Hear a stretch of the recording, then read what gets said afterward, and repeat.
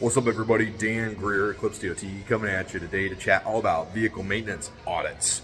So if you get selected for an audit using vehicle maintenance, there's a few things that you got to know. First thing is that they're going to check all of your vehicle maintenance stuff. So they're going to actually pull some vehicles that have been through ports or been through roadside inspections, and they're going to hit those guys up, and they're going to be like, hey, so we need to see the vehicle maintenance files for this one. So first off, they're going to look for your vehicle list. Okay, we need an equipment list.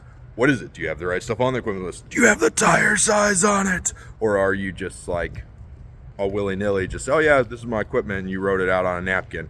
They want to know that you're prepared. They want to know that you've got it. They want to know that you've got everything that you need to be successful with that. So you got make, model, VIN, year purchased, annual inspection dates, that kind of stuff all on that list. Tire size. There's a whole bunch on there. In docs, we've got it all laid out. You just enter in the vehicle information, and the stores it all for you. It's not a big deal.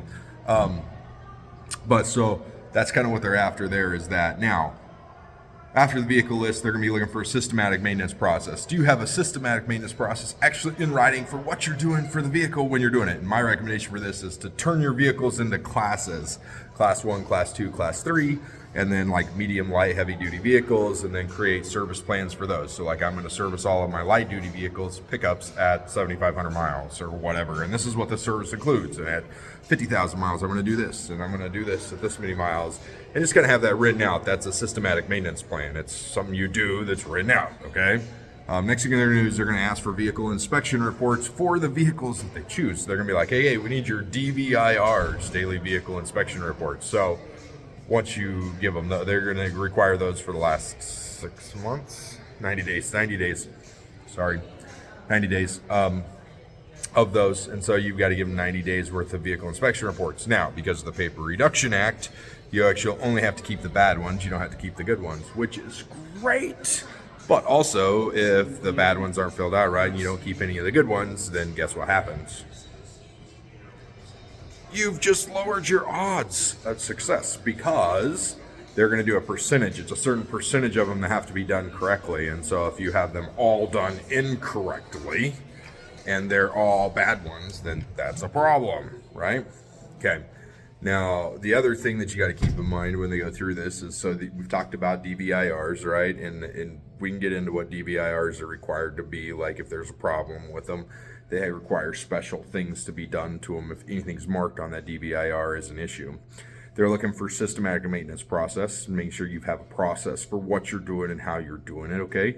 The next thing that they're going to look for is maintenance receipts. So they want to make sure that you have receipts for the maintenance that's been done. If you do your own in-house maintenance, that's great.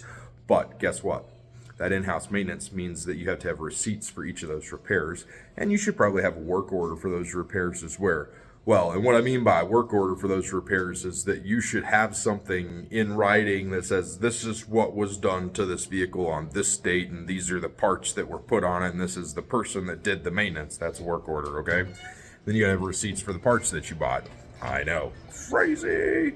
Okay, now then, after you get those done, so you've got maintenance receipts, you've got systematic maintenance report, you've got DVIRs, you've got your vehicle list, you've got all those things, right? You need one more thing. You need an annual DOT inspection on every vehicle, and you need to have the last 2 in the file. So it's 14 months worth of them at all times. So you only keep 2 in the file. Now, a lot of people are like, oh, when I get an audit, I'm going to kill this guy with information. I'm just going to set this box on the table full of files. That will hurt you, not help you. But I'm going to give you guys some more tips on how to be helpful in an audit, not hurtful to yourself, here soon. So that's vehicle maintenance and a thing. They're going to be checking all that. They're going to look for, certain things, and there's some tips and ticks to that as well. So if you guys have more questions, hit me up in the comments, and we'll make some more videos on it. All right, catch you guys later.